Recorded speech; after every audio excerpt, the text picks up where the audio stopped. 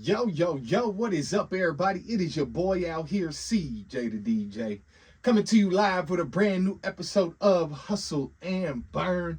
As always, man, appreciate y'all tuning in. It is Sunday. Hopefully, everybody had a great week, and hopefully, we can end it off right. You dig?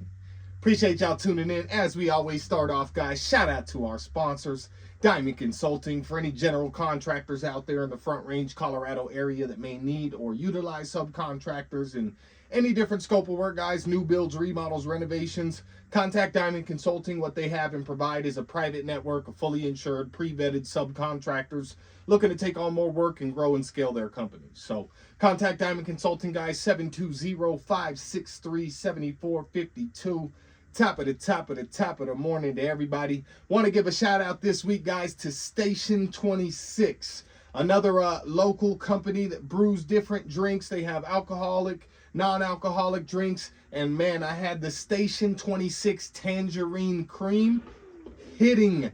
If you hadn't had a Station 26 Tangerine Cream, guys, make sure you go to whatever the nearest store is that has them, whatever the nearest bar is that has it on tap, man. It is absolutely delicious. Like I said, they have an NA version as well as an alcohol-containing version. Absolutely terrific, guys. Station 26 Tangerine Cream, drink of the week, man. Absolutely stellar. Y'all know last week we gave it up to Athletic Brewing Company for their array of drinks. Top tier, guys. I'm telling you. Keep looking into it. Keep rocking with me on that. Station 26 Tangerine Cream, guys. Fire. Let's get into the Not For Long League, man. This week, biggest news out the league really was Brock Purdy getting paid. All right. Brock Purdy got 5 years, $265 million. And to me, it's to the quarterback that has proven that he can play very good in a perfect system. I don't know. Outside of playing good in a perfect system, did Brock Purdy really prove much to anybody?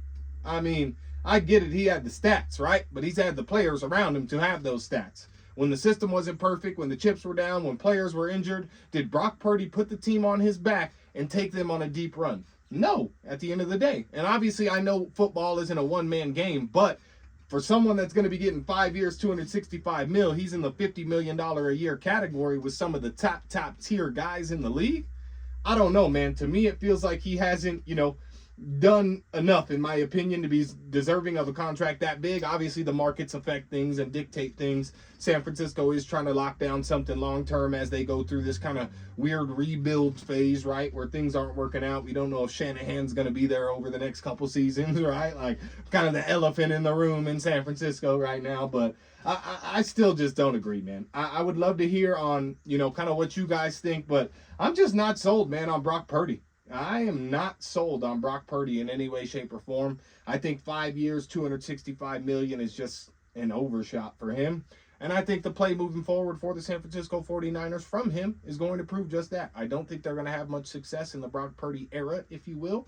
That's just me, though. We could see they could build another perfect team. The front office in San Francisco is absolutely stellar. John Lynch and them boys going crazy. So, they still got a shot. Brock Purdy is going to have an opportunity to hopefully play in another perfect system, which to me he needs. We'll see, man. We shall see, man. The schedule came out this week, guys. I already told a couple people close to me, man. The team down in Tejas that we ain't mentioning on the pod, man, they are fried. They're getting a Fried Award of the Week this week for their schedule this upcoming season, man.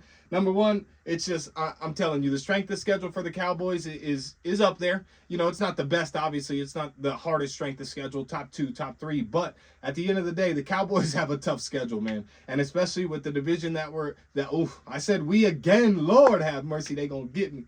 But especially in the division that the Cowboys are in, guys. Like, at the end of the day, man, it's going to be tough for them to, come out and win a lot of football games just within their division. But also, they have 7 primetime games this season. And, with the constant coverage of the Cowboys, I told someone this week, I'm fully convinced that that's at this point, with how bad the Cowboys have been, just historically speaking, over the last 10 to 20 years, right? Not really winning much, but still being so overhyped. At the end of the day, I am convinced Jerry Jones is paying a fee to the NFL to have the team we shall not name And I think I just named them, but whatever. The team we shall not name, I'm convinced Jerry Jones is paying the NFL to have these guys in primetime slots because this just makes no sense. There's so many other teams that could be in primetime, so many other different players, young players, whatever the case may be that could be in those primetime slots, but they give it up to the Cowboys, man, in games that most likely, if the oh God, I keep saying it. Whatever, I'm gonna say it on this pod.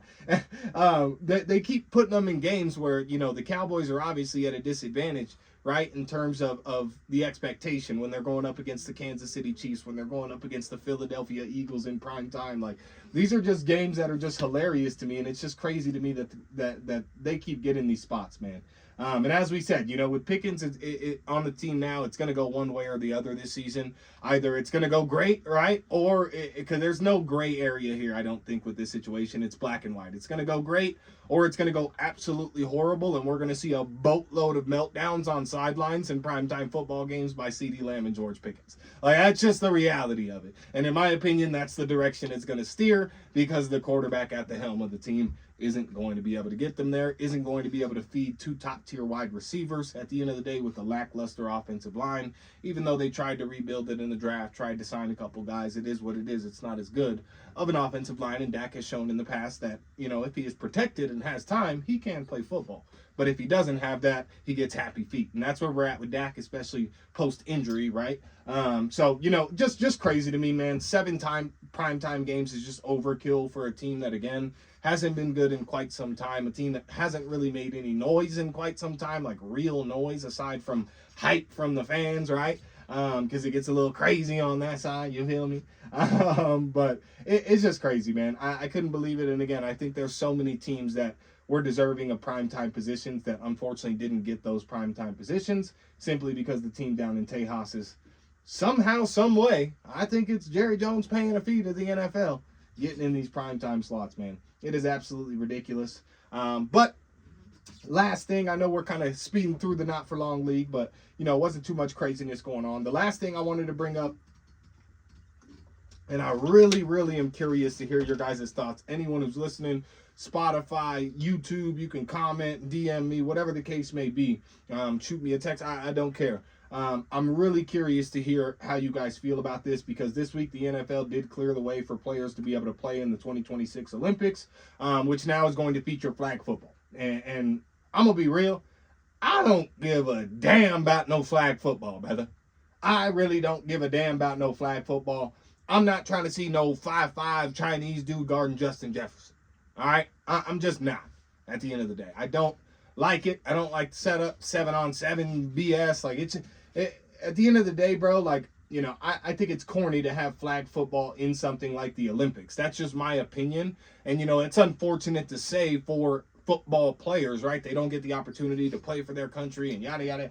But it's like, bro, at the end of the day, again, it's mainly a United States sport. It's very rare that you get, players from other countries, kind of like the NBA, how these guys come in, they actually play in the NBA. It's very rare in the NFL that happens. A lot of these guys are American born. They may be of different ethnicities, different cultures, but they are American born. So, it's kind of like, I don't know how it's going to work out. We'll see. I'm sure a lot of guys that are American born or because it's the first time, they just want to be in the Olympics, obviously, bring some glory to their countries, whatever the case may be. Y'all know how the Olympics goes, but I'm just not checking for flag football in the Olympics. I think it is corny to me. I think it makes football overall look corny. Like, it's flag football, bro. Again, it's 7-on-7. Like, this isn't actual football that I'm watching. So, even though I am a bigger football fan than basketball fan, still at the end of the day, I'm not checking for it, right? Like, I don't know, man. I don't know. I'm curious to know how y'all feel about flag football. Are you for it? Are you against it? Let me know. Like I said, comment, shoot me a DM, shoot me a text, whatever the case may be. But I'm super curious, anyone listening, to know how you feel about flag football being in the Olympics. Because I am just not too hyped on it, if I'm being 100% transparent. Doesn't sound that dope to me. But it is what it is, man. Again, not too much craziness going on in the not-for-long league, aside from Brock Purdy getting signed. The NFL clearing the way for flag football, man. And the Cowboys, ridiculous 7 primetime games. Absolutely ridiculous. They don't deserve it. They don't deserve it. All right? The NFL needs to stop rewarding these guys, man, for this mediocre, lackluster play. I get it. We got the most fans, but stop it. Stop it. I don't want to hear it, man. I don't want to hear it. Let's move on to the music, man. Obviously, the biggest news of this week, guys, was Tory Lanez being stabbed 14 times in prison. He got stabbed in the back, the head, the torso, even in his face one time. And wildly enough, for those that haven't seen this already, but this comes just one day prior to new evidence dropping in his case, where a former bodyguard now says Kelsey, which is Meg Thee Stallion's friend, is actually the one who admitted to firing the gun. And, you know, this lines up with long-standing rumors, of course. We've chatted about this case previously on the pod, right? And kind of how Tory's getting railroaded. Basically, Meg and Kelsey were arguing. Kelsey's drunk. She grabs the gun. She fires a shot. Tory tried to take it from her. It went off again, maybe once or twice. Tory had no fingerprints on the gun, no gunshot residue on his hands, no evidence, yet he's doing 10 years, bro. And nobody else was charged, man. And now this man is getting stabbed up, bro, in prison. One day before new evidence comes from someone who's verifiable and can say, I heard her point blank say, this is what happened. Like, that's crazy. He gets stabbed, and then one day later that comes out, man.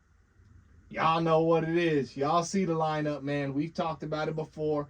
Obviously, you know, when you get to these higher ups, the Rock Nations, the Jay-Z's, and his Demon Posse, you know, they clearly get involved in situations like this because it could be, you know, so damaging to the overall scheme of what they have. Again, I've spoken about Tory Lanez, what he did, kind of why he's being attacked. He literally broke the code, bro, during COVID and everything. And I do want to give a shout out to him. Really, you know, for those that don't recall, Tory Lanez had those quarantine live videos that he was doing, all right? And he was doing guest appearances on the live videos. Hey, bro, that shit is somewhat what started the streaming. I'm telling you right now, bro, that is a lot of what started all these streamers and everything you see in the streaming world, bro. Tory Lanez was doing them quarantine live videos, if y'all recall, bro, 5-6 years ago, bro, when COVID was, you know, a thing and we was all locked down. Quarantine radio, son. So, you know, obviously he comes up with the streaming shit. And then, you know, he goes against everything. He basically went independent. He dropped the album. He made super money on it, and he broke the system. He spoke about it publicly. He spoke about artists not needing a label anymore. That obviously damages Rock Nation, and specifically Jay-Z, who is said to be the overseer of all this and kind of the gatekeeper in the game and, you know, maneuvering his pawns around as he will, right? Like, we've spoke about that, man. So, you know, you just look at this stuff, man. And obviously Meg Thee Stallion is signed to Rock Nation. That's why they're involved in this narrative. It's just crazy, man. Again, one day before this new evidence comes out, Buddy just gets randomly stabbed 14 times. That was not no random stabbing. That was an assassination attempt, bro. That dude who stabbed him got a call and got told, we will give you this amount of money if you kill Tory Lanez. And he went to kill Tory Lanez. Thank God, God saved Tory Lanez's life, man. You know, even if he doesn't beat the case, he doesn't get released early, he does the full 10 years, he's going to have such a story when he gets out, man, and such a boom when he gets out, bro. So, you know, it's just crazy the way that Rock Nation has their kind of paws on everything and in everything. You see the DDG story, another popular streamer. I consider him a musician because I do listen to his music. His shit is pretty hot, to be honest with you. But, you know, he's a streamer who has helped Tory Lanez a lot. He's openly supported Tory Lanez. He helped him actually launch his jail music. DDG dropped one of the first songs featuring Tory Lanez while Tory was rapping in jail over the phone. You know, and on that track that they did release, to be 100% honest, you know, Tory was kind of talking a lot of talk about the case and everything like that. And, you know, now DDG is obviously getting big. He just hit 1 million Twitch subscribers, which is just crazy. And, you know, boom, now suddenly DDG gets hit with abuse allegations from his BM Halle Bailey, who is signed to none other than Rock Nation, bro. He's signed to none other than Rock Nation, supposed to be the Beyonce protege, her and her sister, man. Y'all know the Little Mermaid. She left him. Basically, you know, this is how the story goes from DDG's side. Y'all seen how the story goes from her side, obviously, so I don't even need to get into that. From DDG's side, basically, you know, at the end of the day, she left him for another dude, lied about it, and now the media is on he basically found it out, right? And he was getting hot, and now the media is just on a smear campaign completely. Like, DDG is up, bro. He's the top streamer. He's making real money, bro. Like, think about the fact, guys. You got to understand this streaming shit, and you know, the madness, in my opinion, that it is, bro. If he has 1 million people subscribing to him, bro, if he has 1 million subscribers on Twitch, times 1 million by, let's say, $10 a month. That's how much these people are paying to subscribe, bro. $10 a month, bro. 1 million subscribers, bro. Do the math on it. Bro, like, this is crazy. DDG's up. And of course, he's supporting Tory. Goes down. Another Rock Nation victim, man. So Tory gets stabbed. You know, before new evidence dropped, DDG obviously gets targeted. He's backing him up. Chris Brown, this was probably the wildest one, bro. Chris Brown post on his Instagram story. Y'all know the history of Chris Brown and Rihanna. She's obviously signed to Rock Nation as well. Seems like all these top tier women are signed to Rock Nation, huh? Crazy, right? Wild, huh? Interesting. All with similar cases. Interesting. Maybe the Rock Nation lineup job, potentially. I don't know. Conspiracy. Don't come after me, of course. But Chris Brown, bro, he posts on his Instagram story, free Tory Lanez. He's doing an overseas tour. He posts on his story, free Tory Lanez. Within 24 hours, and obviously, guys, this is all conspiracy, but within 24 hours, bro, Chris Brown is arrested for an assault that happened in 2023, 2 years ago. They said he hit a guy over the head with a bottle. That's what they arrested him for. A grievous action, bodily harm, whatever the case may be. 2 years ago in 2023. If this man hit somebody over the head with a bottle in 2023, y'all telling me it took you 2 years to figure that out? And how convenient. As soon as he posts free Tory Lanez, aka as soon as he step out of line, go snatch Breezy up again, because you got him in the palm of your hands if you're Rock Nation. You know you got him. You've had him for a decade now, a decade and a half now since the Rihanna shit. Like, this shit is just crazy, bro. This is just absolutely crazy, man. Y'all can see the little sprinkles of Rock Nation everywhere. And, you know, what's wild is it's kind of backfiring. And actually the narrative surrounding Rock Nation is becoming kind of dark and kind of sour within, like, the new culture. And I'm bringing up a new culture because, like, this is really a new culture, man. A lot has changed. Like, rappers don't have the aura, bro. These streamers have the aura, both male and female, right? Like, it's no longer these girls want to be like Meg Thee Stallion and Beyonce and Halle Bailey, bro. They want to be like Wendy Ortiz, right?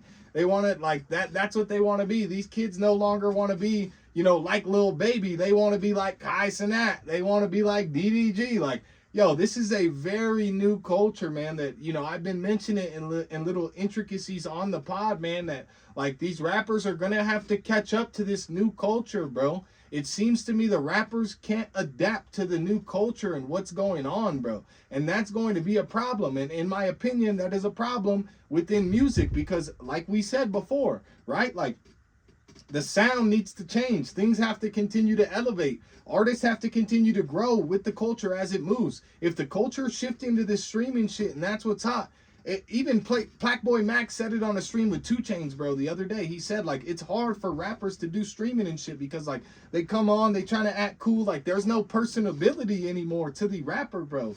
That's why you see the biggest artists are these people crazy enough that, like, you know, again, they make you feel that connection to their music in some way, shape, or form. Obviously, it may not be them writing it for a lot of those people, the Swifties, the Justin Biebers, you know, the Drakes of the world, the Weekends of the world, right? Like, they're not sitting there writing every song, but they know how to make you feel connected. And so those are the people that can just do the music. They don't really have to do the streams and stuff like that. Drake doesn't have to stream if he doesn't want to. Justin Bieber doesn't have to stream. You see JB coming up with his brand. This shit's getting popping. I've been peeped that. I've been told y'all about that a couple weeks back.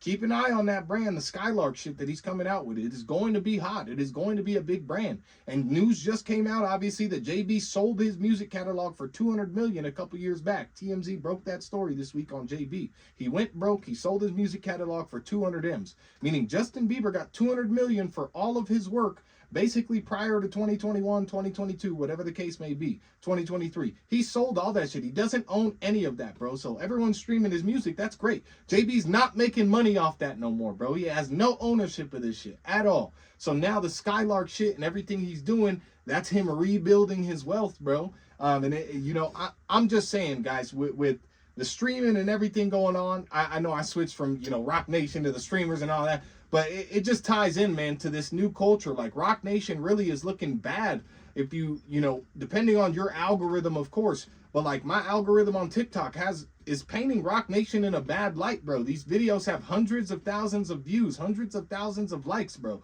People are starting to wake up to the fact that these lineups, these situations, these things do happen. Like, these situations where people get framed for certain things in the industry, they do happen, right? Like, I think the Epstein shit really exposed a lot of stuff just behind the scenes in terms of how evil these people really are and the lengths that they go to cover certain shit up. These people murder people, like, quite literally, right? Like, you know what I'm saying? So it's like, it's just crazy to me. Again, as you go through this, you see the same type of female artist that's propped up on this pedestal and the same type of case happening with the same type of musicians, bro. It's very, very interesting. And, DDG, he's taking his shit in stride, as is Tory Lanez. Chris Brown, unfortunately, got denied bail. He'll be locked up till June 17th. But, DDG's out here. Like, what's good? What's good, bro? I don't care. Like, not that he doesn't care. Obviously, it's between him and his BM and his kid. Like, it affects him. But, like, he's sitting there like, yo, y'all see the lineup? I don't even need to speak on this shit. Y'all see, like, everyone sees the lineup, bro. And now everyone's seeing the lineup on Tory Lanez. This is crazy. There's hundreds of thousands of people signing a petition for Tory Lanez to be freed. Because at this point, like, come on, bro. You gonna let this guy die for something he potentially didn't do? I think we may need a retrial or something like that. Who knows, man? Who knows, man? That's enough of the music. It was kind of a crazy week in the music world, man. I ain't even gonna get into the Diddy stuff because this shit has just been wild to me. But whatever floats their boat, man. What is floating the boat for the investment rap of the week, guys?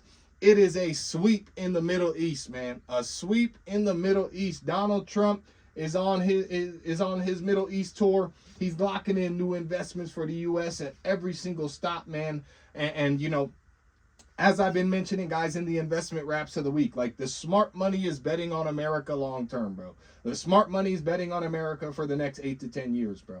Jobs are coming, deals are happening. A lot of capital is being built, bro. It's all pouring in to the United States. This is extremely huge for the United States' future, bro. Trillions of dollars are pouring into the U.S., while we're also making new trade deals that are now fair value deals, which we didn't have previously, and they have us on the upside in a lot of cases, in a lot of areas that we weren't up previously, that were costing us money previously, bro. India is even offering a 0% tariff trade percentage, bro.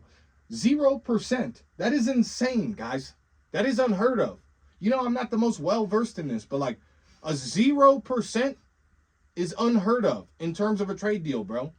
And these countries are willing to offer it because they see what's going on, bro. Y'all got to read between the lines of all the media stuff, of all the emotional stuff when it comes to politics. Look at what's actually going on, bro. This is extremely good, bro. Right? Like, the country's sovereign wealth fund, that doesn't sound too far off anymore, does it? Donald Trump said, we're going to have a sovereign wealth fund. His campaign, he said that. That doesn't sound too far off with all the money that's coming in, guys. That literally does not sound too far off anymore, right? Like, we wondered how we were going to do it, how we're going to get a sovereign wealth fund. Then we wondered how taxes are going to be lowered. We're watching it in real time. These countries investing and building the infrastructure means we don't have to spend as much as a country. Meaning we can build a wealth fund to pay back our debts. Meaning we won't have to tax citizens as much. Meaning your paycheck will be bigger. It's going to take time. This shit cannot happen in 100 days. Everyone's like, Donald Trump been in 100 days. This has been the worst 100 days. Shut up, bro. It's 100 days. I can go through 100 days of Biden's term that were tumultuous, right? But we don't want to talk about it. Who cares? Y'all know we don't get into politics on here. But at the end of the day, again, pay attention, guys. The smart money is coming into it. into the United States. We are watching this shit happen in real time, bro. This is a moment in history. I'm telling you guys, this is a moment not only in American history, but in the world's history. What is happening in the United States right now? This is a complete reset, bro. And they didn't have to actually tear it down to reset it. A lot of people thought that they were going to tear the house down and burn the house down and rebuild it. They didn't have to. They just had to shake these other countries up a little bit. And it's working, bro. It's a sweep in the Middle East, bro. A sweep, fam. Y'all know I'm big on the AI, the quantum computing. NVIDIA and OpenAI also partnered with the UAE, the United Arab Emirates, to build the largest data housing facility in the entire world. All right. Again, NVIDIA and OpenAI just partnered with the UAE to build the largest AI data housing facility ever, man. Ever. So all this stuff is great. All this stuff is great, but here's the flip side. All right? Here's the flip side. I got to agree with Patrick Bet-David on this. Patrick Bet-David, I saw him post something about this, and I'll be honest, I got to agree with him about this. There's got to be a level of skepticism from not only, you know, Donald Trump and his cabinet, but from American citizens as well, guys. Like, the Middle East has been our enemy for decades, okay? So this is what's extremely interesting to me. Now they give Donald Trump a plane. It's set to be used as Air Force One, essentially. Like, you know, they're housing our data, right? Like, respectfully, it seems a little wild conceptually. It seems a little wild conceptually. So I gotta agree with Patrick Bet-David that it feels very risky. And to me, it shows, number one, that the U.S. has either been quietly empowering Middle Eastern countries for a long while now, which is a lot of conspiracy theorists, what they say is that the Middle East really hasn't been an enemy, right? That we've been funneling money to the Middle East and to these shell companies and things like that to actually build the Middle East into something that we can use. And potentially that's what's happening. But at the end of the day, the Trump admin is making huge bets on America becoming an AI and crypto powerhouse with foreign money. But it's risky business depending so heavily on a region, in my opinion, that historically has been an enemy. Unless they prop them up to be an enemy. So there's a conversation to be had either way. Are they an enemy we're trying to befriend, right? And kind of work things out with? Or did we prop them up all these years to be an enemy while we were really funneling money over there to be able to build whatever's going on, right? Because again, I think whether Republican, Democrat, doesn't matter. These guys have all had a similar agenda when it comes to funneling money and shelling money out to different places and rebuilding countries, you know, under democracies and in the way that they want so it can be able to assist them. We all see that, right? Like, so I don't care if it's Republican, if it's Democrat, it doesn't matter. It's a conversation to be had. Again, did we prop up the Middle East to be this enemy country while we were funneling money? Or was this actually an enemy country, that we are trying to befriend? I think either way, we need to be very skeptical and we need to be a little bit on edge. We love the money coming in. It's really going to assist us. But again, guys, there's two sides to every story. There's two sides to everything that's going on. And you have to be able to see both sides. All right? That's all I got for y'all, man. I appreciate y'all tuning in. I hope everybody has a great upcoming week. Nuggets come on today at 1:30 p.m. If y'all ain't got nothing to do, man, find a TV to watch the Nuggets game, Game 7. Hopefully they can beat the Oklahoma City Thunder. We'll see, man. Shout out to y'all. Appreciate you tuning in. This has been an episode of Hustle and Burn. We out.